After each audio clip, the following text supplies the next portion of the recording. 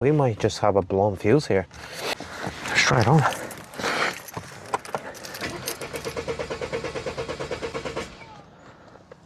Okay.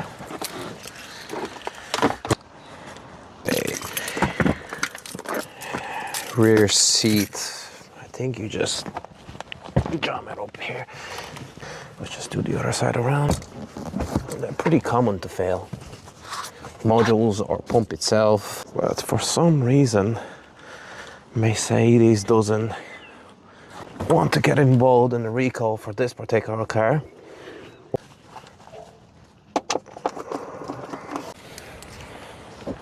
We're just gonna throw the car back in ignition. Ignition is on. Buzzing from the fuel pump. Yeah. You hear no buzzing, that means there's no power going in. Ground connection, let's just go from basics. Positive, positive. Let's check the other ground connections. Nothing, nothing. Let's see here. No voltage. We might just have a blown fuse here. Yeah. Fuse pump location. And okay.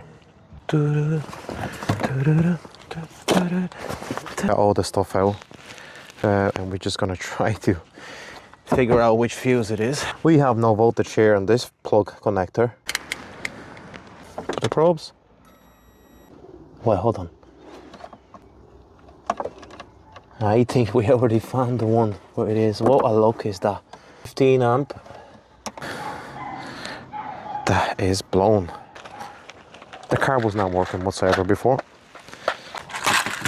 15 amp. Let's take the ignition off.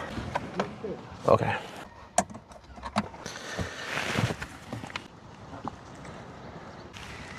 There's an open circuit. There's open circuit combination with the fuel pump has malfunction. Message is missing. Okay, missing. Okay. Let's erase this. Okay.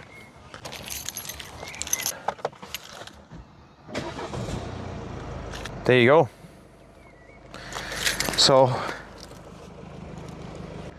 after we got that fuse replaced, connect the computer, OBD scanner, and just clear the faults. But anyway, car's running now. Why that fuse actually got blown behind it was another fuse right beside it actually loose, and it was moving left and right.